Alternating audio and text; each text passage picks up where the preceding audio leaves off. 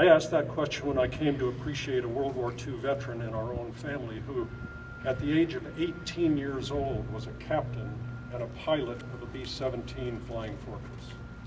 He took his crew to Germany, and they survived 26 missions, and he brought them all back safely.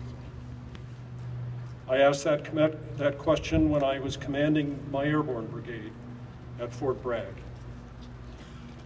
As a jump master, looking at 60 paratroopers in what we call my stick on a C-130, at midnight, 100 pounds of gear on each soldier, jumping into the black of darkness, coming out of a C-130 that had no heat and no air but was full of its own fumes.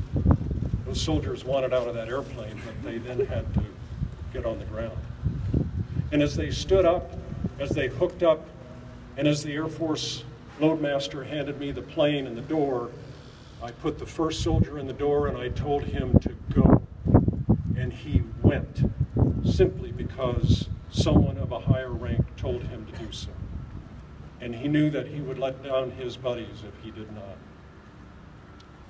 I asked that question in my last assignment with the United States Army Recruiting Command when I saw so many young people raise their right hand and voluntarily take an oath and commit themselves to service to protect and defend the Constitution of the United States against all enemies, foreign and domestic. Their loved ones usually standing by with a combination of pride and concern and smiles and tears. Where do we find such people as these? 17 million living wartime vets, 23 million living in both peace and wartime service. People since the Revolutionary War who are willing to serve their country in time of need. Over 42 million people have stood up to do that. People who have sacrificed themselves. We've had about 2.5 million casualties of war. Approximately 3.3 million who are on active duty today. People who serve on active duty in the National Guard and the reserves and the military service civilian teams. People whose families support them in their service and encourage and love them.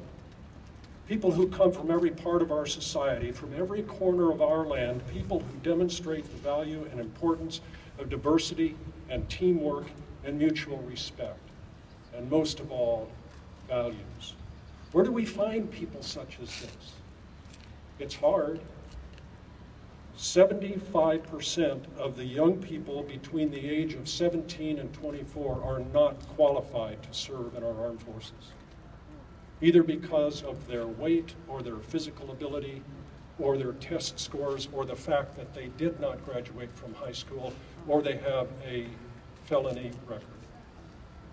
Of the 25%, most of those will fall out, and of those, only 2 out of 10 will end up in uniform. Where do we find people who set the example for others, who set a standard of values and ethics and respect, honor, and commitment? People who willingly make sacrifices every day. While many of us have lived in one place for the last 10 years, a typical serviceman or servicewoman has moved 4 times. In those 10 years, a typical serviceman or servicewoman may have been away from his or her loved ones 40% of the time.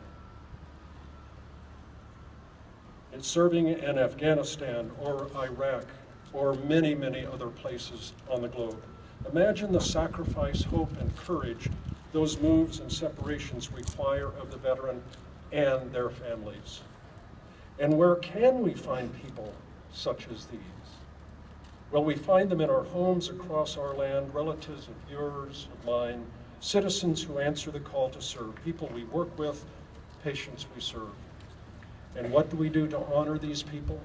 We have Veterans Day to honor all who served. The day was established when hostilities in World War I ended and were formally announced on the 11th hour of the 11th day of the 11th month of 1918. Of course, we have Memorial Day that was instituted after the Civil War. In front of the Duke Cancer Center and the nursing school, we have our own poignant and moving statue honoring over 200 doctors, nurses, and enlisted men who served in the Duke-affiliated 65th General Hospital in World War II. But we also have every day to think about their sacrifice and willingness to put themselves in harm's way, to dedicate themselves to something greater than their own lives and even their own families. So in your coming and going, appreciate those who wear the uniform of the Army, Navy, Air Force, Marines, Coast Guard, and their loved ones. Smile at them, thank them, not only for their service, but for their sacrifice. Encourage them, support them, and always remember that whether they live a long and healthy life after their service, or give what President Lincoln called the last full measure of devotion, we are a nation blessed with people such as these.